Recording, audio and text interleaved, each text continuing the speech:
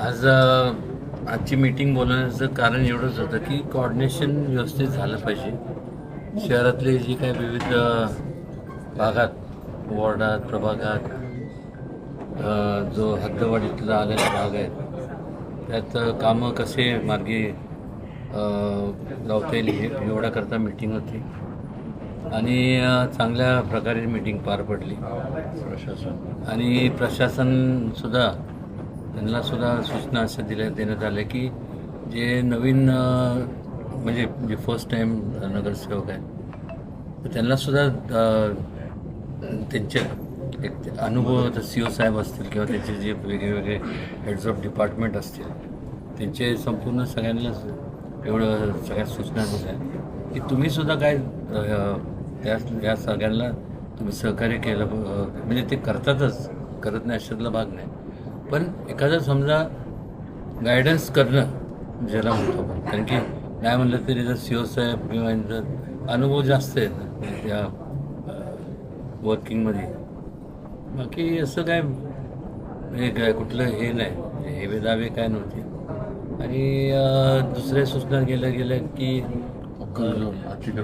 अतिक्रमण हे होऊ नये, त्यामुळं शिवसाहेबांना सक्त अशा शिवेंद्रराजेंनी आणि या दोघांनी सूचना दिल्या की वेगवेगळ्या ठिकाणी लोकांसाठी जिथे जागा आहे तर त्या ठिकाणी असं वॉकर्स झोन करावे जेणेकरून ट्रॅफिकला अडथळा निर्माण होऊ नये. आणि आपल्याला तर माहीत आहे की आजची परिस्थिती कशी आहे की एकतर हे संपूर्ण युद्धाच्यामुळं तर अगोदर सगळ्या महागाई तर वाढलेलीच आहे आणि त्याचबरोबर आज प्रत्येकाचे विवंचन असतं, मनातली विवंचन असते की आपल्या कुटुंबाचं कसं उपजीविकेचं कसं व्यवस्थित मार्गी लावं. आणि त्याकरता ही मीटिंग घेतली होती.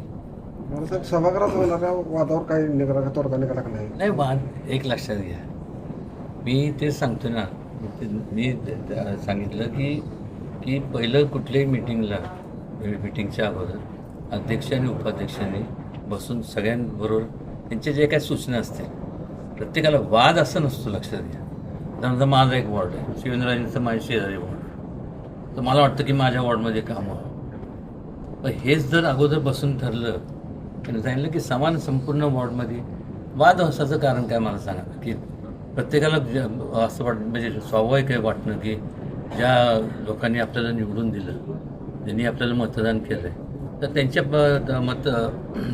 नगरसेवक किंवा नगरसेविकांकडनं माफक अपेक्षा असतात. आमदार म्हणून किंवा नामदार म्हणून शिवेंद्रराजेंकडनं, खासदार म्हणून माझ्याकडनं, म्हणजे प्रत्येक लोकप्रतिनिधींकडनं त्याच्या ज्या लोकांच्या अपेक्षा ज्या असतात की आमची कामं मार्गी लागली पाहिजे आणि याकरता आम्ही तुम्हाला निवडून दिलं आहे. आणि हे कसं, आणि त्यांना सांगितलं की जरा आता हे जी काही लाडकी बहीण योजना जी शासनाने राबवली त्याच्यामुळं कसं झालं, ताण खूप पडला आणि त्यामुळं फंडिंग वेगवेगळ्या ठिकाणी जेवढं यायला पाहिजे ते येत नाही. त्यामुळं आता त्याचं नियोजन व्यवस्थित करून कसं काय करता येईल, त्यातनं कसं मार्ग काढता येईल, एवढ्यासाठी ही मीटिंग घेतली.